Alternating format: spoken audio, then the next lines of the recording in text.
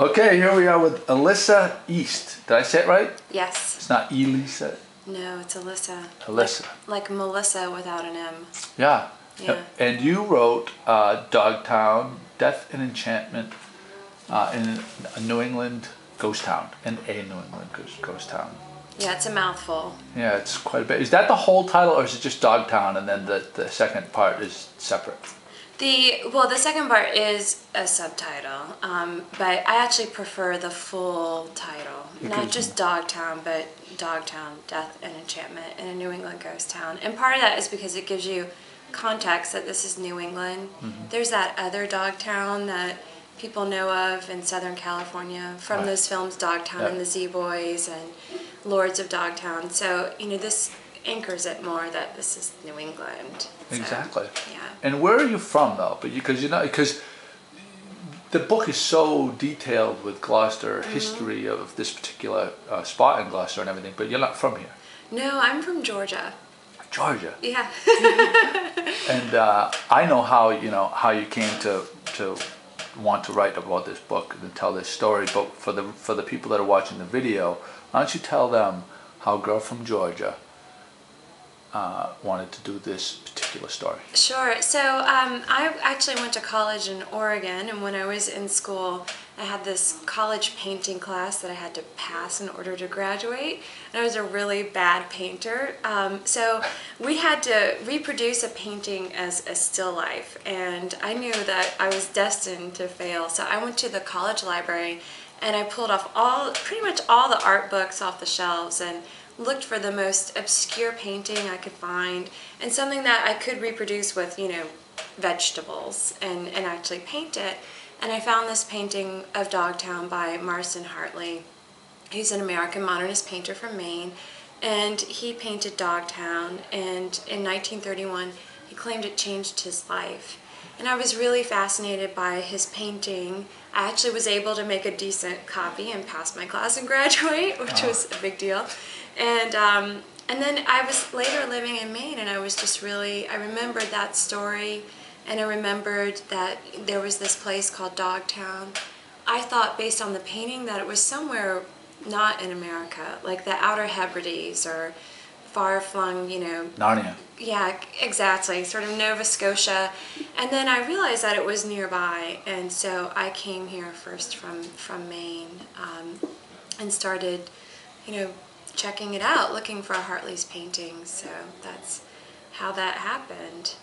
There's actually a really kind of funny, odd family connection, which is years later, I was at home looking at my grandfather's books, and there was a copy of the Roger Babson biography, Yankee Genius.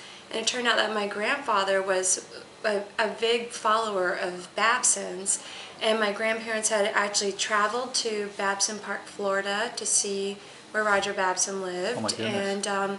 And my grandfather just really admired Roger W. Babson, and my mother said, "Oh, Roger W. Babson, Granddaddy used to talk about him all the time, his investment strategies," and I was like, "You're kidding me." And there in the book were pictures of the Babson boulders. So I had grown up with this book in my house, and I just had no idea that it was there. Gee, this is down in Georgia? This is in Georgia. Holy cannoli, there is it. That's a big time connection. Because for people that don't know, Babson commissioned these rocks to be these etchings in the rocks, right? How many etchings were there? There are about 25 sayings in the Babson boulders and Dogtown, and they say things, such as help mother and get a job, and if work declines, values decay. So, when you're up walking through Dogtown, you see these big rocks, and they're sort of speaking to you. My favorite one is be on time. You're just walking through the woods, like, I always imagine a squirrel sitting there, like, thumping its tail, like, hurry up, would ya? Nice. Oh my God. Well, now, this book, you've just recently released in paperback. That's right. And it was, it won, Mass Book Awards, was a must-read book. The New York Times Sunday Book Review Editor's Choice. And Publishers Weekly Signature Review by Joyce Carol Oates. Those are big This is not a small book. This is an important piece that has been recognized by, you know, some of the foremost people that recognize books. Yeah, thanks. And it also won this award called the Penn New England L.L. Winship Award. L.L. Winship was an editor of the Boston Globe for a long time, and that was really kind of remarkable. I was really floored by all of the reception that the book has gotten. You know, I spent 10 years working on it, just researching and trying to get this place right. And of course I wasn't, you know, sitting there at a desk for every day for 10 years. I was living in New York going to graduate school, and I had like 3 jobs. So I was taking classes full time, I was working 3 jobs.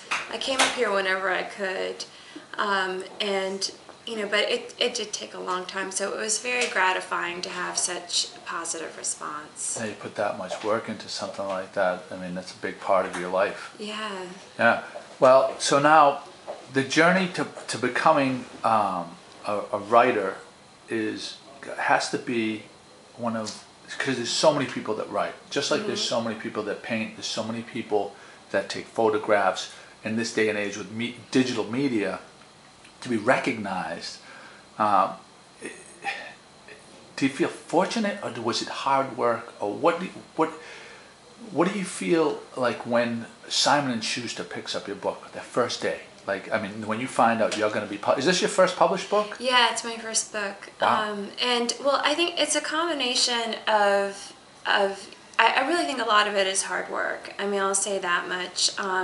I happen to be very disciplined when I want to be, and I tracked pretty much every hour that I worked on the book. I set goals for myself that I had to work on it for at least, you know, 5 hours a week, and this was when I had, you know, a full-time job, and really my goal was 10 hours a week, so I wasn't really having a social life, and but I really wanted this book to happen. This Dogtown Gloucester really spoke to me on a very deep level. And then when I sold the book, I actually sold the book on Halloween, which I thought was really kind of funny.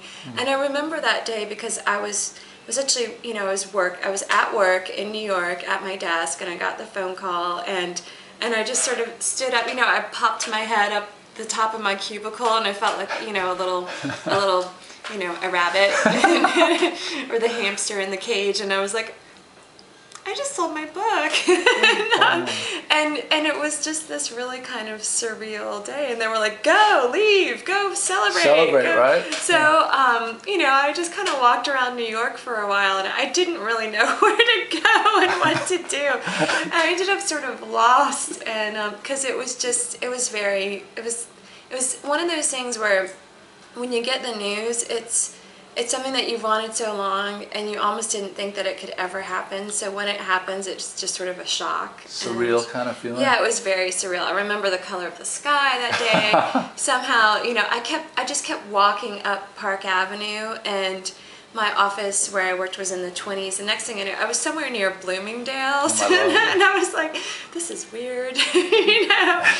So I went into Bloomingdale's and like sat there and looked at all the fancy people in their fancy clothes, and I was like, I just sold my book. You know? And then finally my friends got off work and were able to meet me and have a drink, and I sat there and I was like, can you pinch me? You know, did this really happen? So it was really nice. All right, that's part one of our